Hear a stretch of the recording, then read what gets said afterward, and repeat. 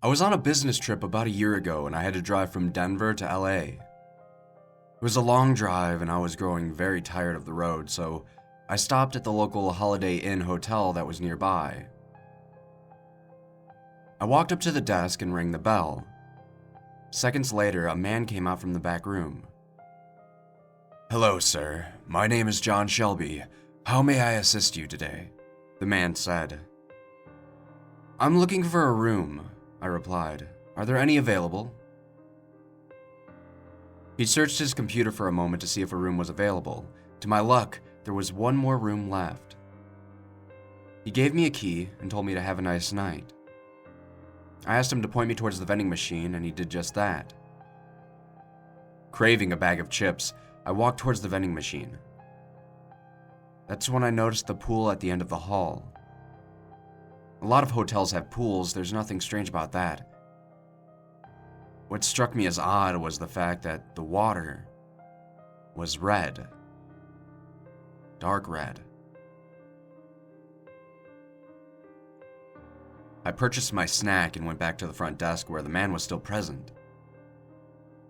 "What's up with the pool back there?" I inquired. "What do you mean, sir?" he asked. A confused look grew upon his face. "The water is red," I said. "Why?"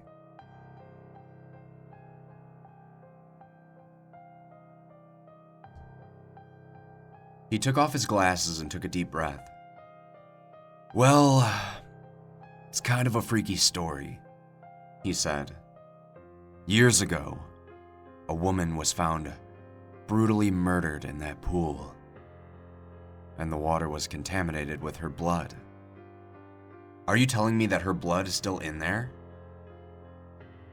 No, of course not," he said. "The water was removed and the pool was closed down.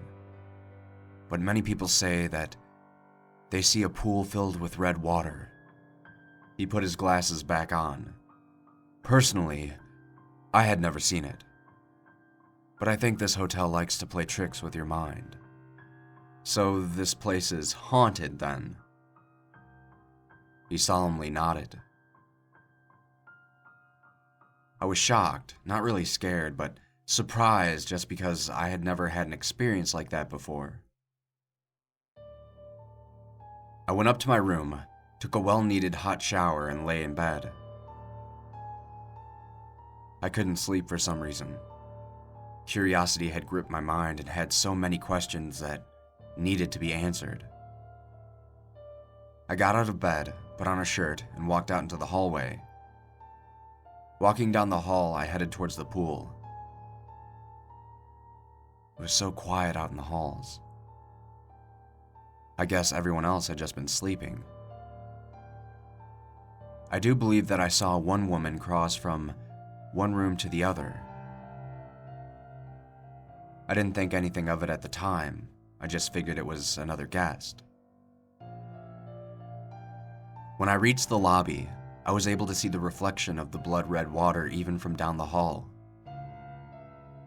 I passed the front desk, and nobody was there, of course. I then passed the vending machine and stopped directly in front of the door that would open to the pool area. I tried to open it, but it was locked. I don't think I would have gone in even if it wasn't. I looked through the large window that showed the crimson-contaminated pool. It looked as if the pool had been closed for a very long time. I looked behind me down the hall to the elevator. I was imagining a scene from The Shining when the stream of blood came shooting out of it. I had a feeling that I would see something similar to that, but I didn't. Instead, when I turned back, I saw a woman standing at the edge of the pool and looking as if she was about to jump in.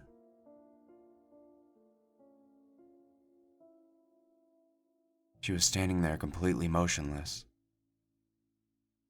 When she snapped her head my way, I jumped back in fear and walked back to my room as fast as I could, taking the stairs next to the vending machine instead of the elevator.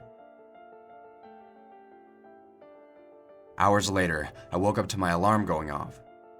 I took a shower, threw on some clothes, and walked down to the first floor to have breakfast. After eating, I was ready to check out and get back on the road. But something compelled me to take one last look at the pool before I left. I walked slowly past the front desk, past the vending machine, and to the pool. I was still somewhat freaked out by what happened last night as I looked through the window. I was surprised and relieved to see that the pool was empty. There was no red water. There was no woman. I walked back to the front desk where a woman was working. "Is John Shelby available?" I asked. The woman gave me a confused look. "Excuse me?" she said. "John Shelby," I repeated. "He was working here last night." "John Shelby died back in 1982. she said. He killed himself after murdering a woman right there in that pool." "Is this a joke, sir?" "Yeah," I said, forcing out a fake laugh. It was just a joke. I returned my key and left the building. I got back on the road, never forgetting about what had happened that night in that hotel.